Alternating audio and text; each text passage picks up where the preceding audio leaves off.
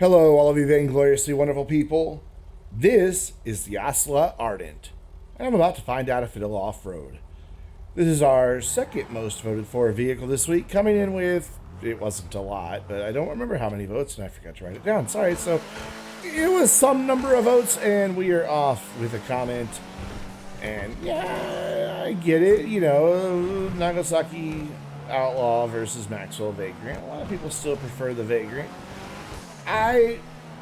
It's like I said last week, I really like them both a lot. It's just I have a slight preference for how the Outlaw handles.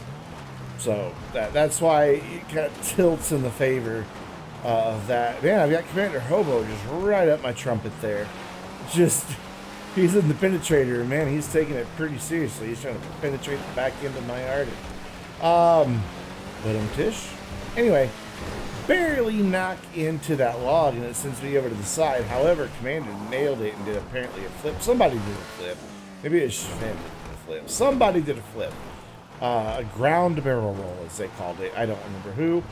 And if you're a Vainglorious supporter through either being a YouTube member, Patreon pledge, or a Twitch subscriber, well, you can find out because you will have access to the behind-the-scenes version of this video. And whoever it was that did the flip was like, oh, I did a ground barrel roll. I really don't remember who it was. I think it was Sven. It must have been Sven. Commander's right behind me. So the Ardent is, if you've never driven it, it's a great car. You wouldn't really think of it, you know, for off-roading, but it actually is doing pretty good. A bit more of a challenge than I expected it to be. I thought it would be a lot more predictable in the dirt, and it's not. There are issues where it tends to want to get stuck going one direction. It seems like the steering's a bit off when you're in the dirt. And of course, there's a bit of wheel spin that I have to deal with if the back end starts wanting to come around. So I'm having to be a little bit light on the throttle at times, but able to still get up to some pretty decent speeds in a fairly short manner of time. And the back end's not all that loose. I mean, it's not like some of the rear-wheel drive cars that you just can't touch the gas. You know, I'm looking at you, the entire muscle cars class. The Ardent isn't that bad, but it's still kind of, you know, getting bounced around and winding up, going places that I don't quite want it to. But at 2.5 minutes, we're nearly to the top. So, you know, nothing to definitely sneeze at, as they say. I still don't know why that's the same. But check out this final little climb here. Like effortless. Just kind of blipped the throttle a little bit and right up we went. Up and over that last jump and we're up. 2 minutes, 44 seconds. So will the Ardent off-road? Yeah, absolutely. It makes it the #1 Sports Classics car, 1.5 seconds faster than the Torero. And that's out of 23 Sports Classics vehicles that we've tested. It's 36th overall out of 266. So no matter how you look at it, oh, that was a fail. Just managed to hit the observation deck. No matter how you look at it, the Ardent holds its own when it comes to an off-roading situation, even though it was a little bit of a handful of drive. Pardon my sniffles. I have a bit of a cold on the day that I am recording this voiceover. So heading back down the mountain, the Ardent has really good brakes. I almost said the Ocelot Ardent. Yeah, that's where my brain went. Lots of cold medicine. I'm going to blame it all on that. So anything stupid I say today, I get a free pass. All the other days, I don't know what my excuse is, but I'm sure I'll come up with one. Yeah, if anything, the brakes are a little too good, and every time I think, well, I need to slow down for this corner, I've slowed down way too much before getting there. Kind of get a little bit more confident as we go down. Next week's video is going to be quite interesting, though, because I plan on doing the ProGen PR4. I already know 2 people who have won it off the Lucky Wheel. I'm recording this on Thursday the 20th, the day that it became available on the Lucky Wheel. And 2 people I know have already won it on the Lucky Wheel on PC. They both typically are in Will It Off-Road, so I'll be able to borrow one of those. And we're also going to do the Kanjo, the listed Kanjo. I think it listed Kanjo, there it is. So that should be an interesting combination of vehicles, especially because those open wheel racers have like no ground clearance whatsoever. Because of course not, they're F1 cars. But it'll be interesting to see how they deal with all these bumps and whether or not they can put down any traction to the rear wheels to climb the mountain. And then, of course, with the Canjo, it's going to be just the opposite. You know, those front wheels like to spin all the time without getting grip, so that'll be a fun car to get up more steep sections. I've actually already recorded it once back when it was still an unreleased vehicle, but I decided not to do a bunch of the unreleased vehicles like I did last time. Now that we're near the end, well, there's no point in doing them, but I had them all recorded. They're sitting on my hard drive, just never used them. It's just kind of the way it goes. I prefer doing Will It Off-Road anymore in groups. It's more fun with friends. We're down 2 minutes, 30 seconds as everybody goes flying over the edge. Finn landed upside down. Commander almost flew off. But we're back at the top of Mount Chiliad to fling this beauty off the side and see what type of damage it can pile on. Already upside down, so not a very good start. So I'm surprised the sunroof didn't break, honestly. Maybe it doesn't. I already lost the engine cover.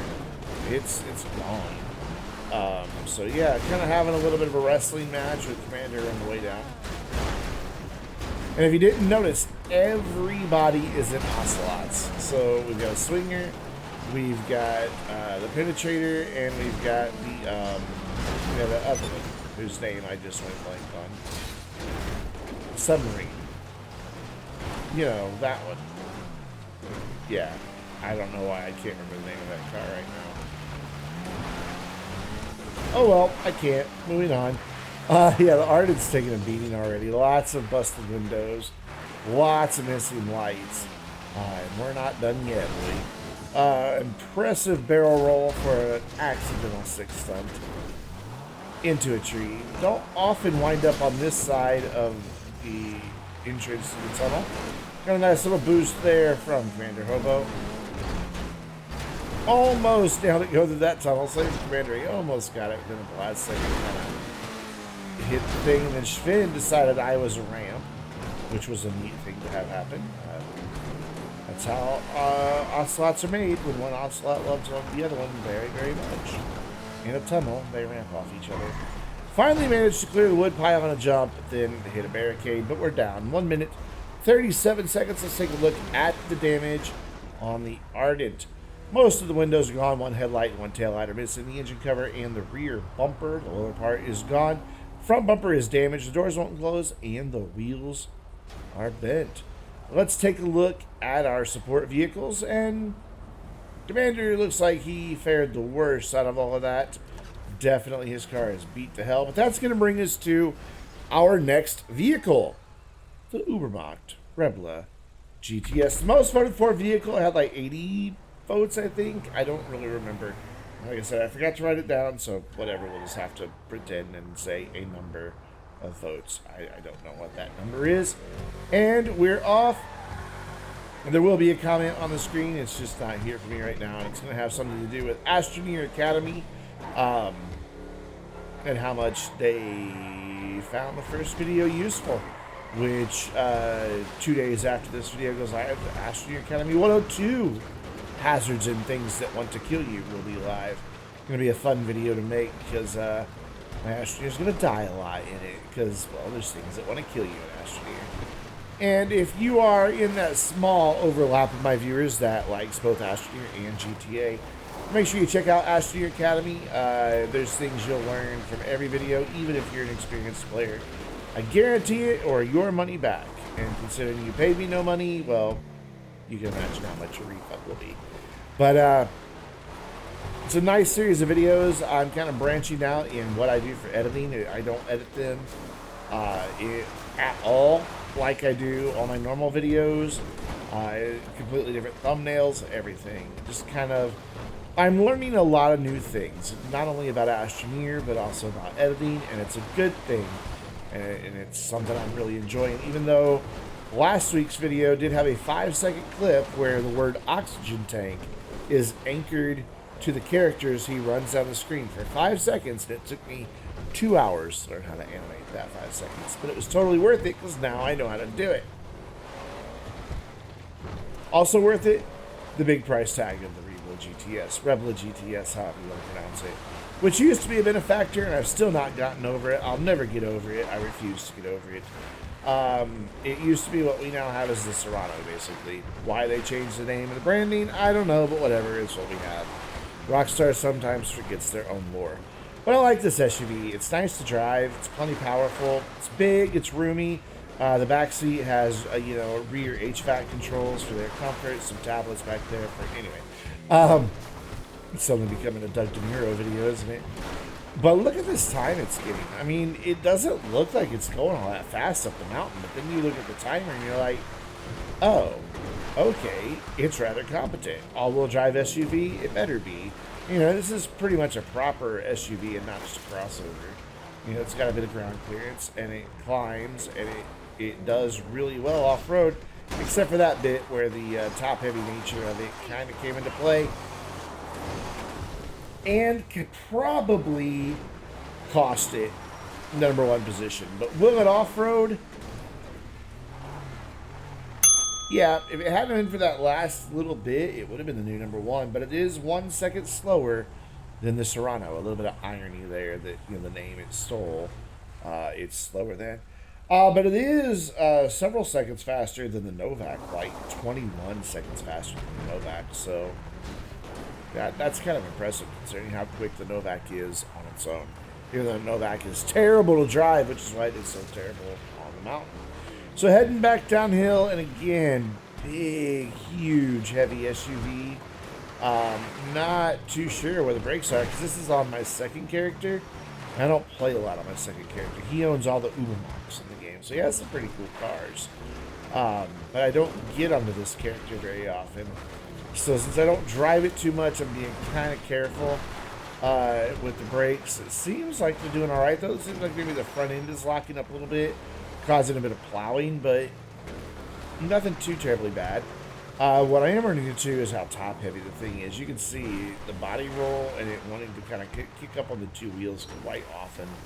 Of course, it's also really big, so navigating around some of these tight corners, a bit of a challenge. And speaking of challenges, make sure you hit up the link in the description down below for Will It Off-Road Bingo, where you can play along. You just click on that link, it opens up a web page, and then you just click Generate Card, and then tap or click on things as they happen in the video. And if you get bingo, be sure to throw it in the comments down below. It's been a while since we've had a bingo winner, so hopefully we'll have another one again really soon. And maybe one day, if ever, my YouTube channel actually starts generating money, we can do giveaways for bingo. We'll have to see. You have to verify cards and all that. Whole different ball game. But anyway, doing fine in this. It's quiet. It is, it's a luxury SUV. Just a nice mild run down a mountain at speed with lots of risk of bodily harm here. But it does all right. I think at one point we get it on two wheels. Maybe I'm thinking of a different vehicle. I think this thing goes up on two wheels at one point. Maybe not. I thought it would have already happened. But it's the back end kicks up every once in a while. It swings around every once in a while. But overall, it wasn't anything difficult to control. Even when there's the two wheels held it. Even when it does step out of line, it's really forgiving and easy to get back into shape and get back underway without a whole lot of effort. So kind of nice. There's an Avenger just hanging out there on the side, and we are down in 2 minutes, 29, almost 30 seconds. And we have our friends flying over to the side. Looks like this Commander this time. Oh, no, there's Finn. I think that's Finn. Yeah, he's in the Zion Classic, which apparently he did not have a very good time with.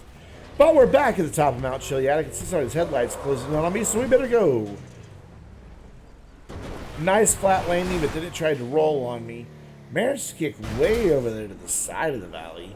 Kind of a unique line, but almost landed it. Kind of a bit of impressive car control, if you ask me. There's Finn in his wheelmobile, shoving parts off of my big, beautiful luxury SUV. Everyone should drive a luxury SUV, shouldn't they? Yes, at least some point in life you should.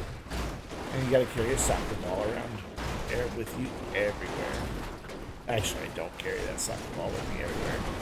If you don't know what I'm talking about, 2 years ago now, a year and a half ago when I got my car, I made a video parodying my GTA Online new car videos, but about my own real life new car. And it's an SUV. It's a soccer mount car. So in several of the shots, there is a soccer ball just chilling in the car. I thought it was fun. But moving on down to the bumpy, muddy bits here, and so far so good. Didn't quite nail either one of those tunnels though, and now we're getting into some struggling territory. But this thing is really heavy, and especially top heavy, so you can't expect it to be too graceful in this type of terrain. However, we are miles ahead of everybody else, so I guess that says something. Coming up to the wood pile, managed to nail it, broke something. I heard glass shatter, and this thing has a massive turning circle, but we're down in 1 minute 35 seconds. Let's take a look at the damage on the Rebla. And the windshield and two side windows are gone. All the lights, the hood, and tailgate are missing. The doors won't close. It has bent wheels, and there is engine damage. And of course, we will go take a look at our support vehicles. Heishvin, and of course that Patriot, the most battered of them all. And that is going to do it for this week's Will It Off-Road. Don't forget to go vote for the vehicles that you want to see in upcoming Will It Off-Road videos. And until next time, I'm Brandon, reminding you to stay vainglorious.